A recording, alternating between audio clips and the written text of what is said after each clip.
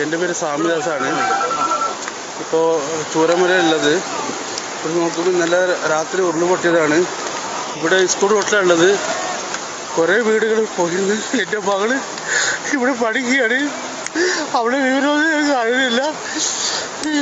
എല്ലാ രസക്കാരും എവിടെ ഉണ്ടാലും ഇവിടെ കുറേ ആൾക്കാരുണ്ട്. അതൊന്ന് കഴിച്ചിലാക്കി വിടണം. കാര്യം മോളെ വീട് എവിടെയെങ്കിലും അറിയില്ല.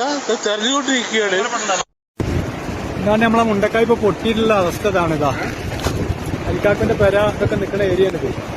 പച്ചക്കാട് പോയ മരുന്നതാ. ചൂരമല കാണണമൊക്കെ ഇവിടുന്ന്.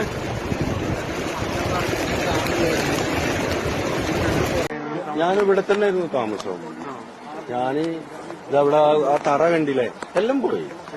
ഈ ഡ്രസ്സ് മാത്രമേ ഉള്ളൂ, ഇത് മാത്രമേ ഉള്ളൂ. പോയിക്കോട്ടെ, അതൊക്കെ പോയിക്കോട്ടെ, ഒന്നും വിഷയമല്ല. അതൊക്കെ നമുക്ക് ദൈവം തന്നല്ലേ. അയൽക്കാര് ഞങ്ങള് ബാക്കിയുള്ളവരൊന്നില്ലായിരുന്നു. ഒരു കുടുംബം ഉണ്ടായിരുന്നു, അവര് പോയി, കിട്ടിയില്ല അവരെ. പിന്നെ പറഞ്ഞാല് ഏട്ടാ ഇവിടെ മുഴുവൻ വീട് തന്നെയായിരുന്നു. ഇവിടെ ഒക്കെ ഇത് നിങ്ങൾ കാണുന്ന മാത്രമല്ല, മുഴുവൻ വീടായിരുന്നു.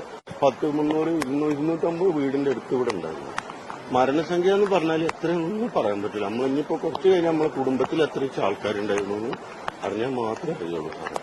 എന്റെ ഉമ്മാന്റെയും എന്റെ കുട്ടിയാലും ഭാഗ്യം കൊണ്ട് ഞങ്ങൾ ഇവിടുന്ന് രക്ഷപ്പെട്ടു. അങ്ങനെ സംഭവിക്കുന്ന ഞങ്ങൾക്ക് ആർക്കും അറിയുന്നില്ല. ഞങ്ങൾ അത്രയും വിശ്വാസമാണ്. പുഴ അങ്ങനെ ഒഴുകണ പുഴ. ഇതൊന്നും ഇതിൽ കൂടെ ഒന്നും ഒരു ചാല് പോലും ഇല്ലാത്തതാ, ഒരു വെള്ളച്ചാല് പോലും ഇല്ലാത്തതാ. ഇപ്പൊ നമുക്ക് ഒരു പുഴ പോലെ ആയിപ്പോയി.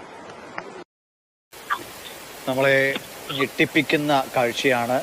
100ഓളം വീടുകൾ ഉണ്ടായിരുന്ന സ്ഥലമാണ് ഇപ്പോൾ പ്രേക്ഷകർ കാണുന്നത്. വലിയ വലിയ കല്ലുകൾ വന്നടിഞ്ഞിരിക്കുന്നു. വീടുകളുടെ അവശിഷ്ടങ്ങൾ. 100ഓളം വീടുകളെങ്കിൽ അവിടെ എത്രയേറെ മനുഷ്യർ അവിടെ അധിവസിച്ചിരുന്നു.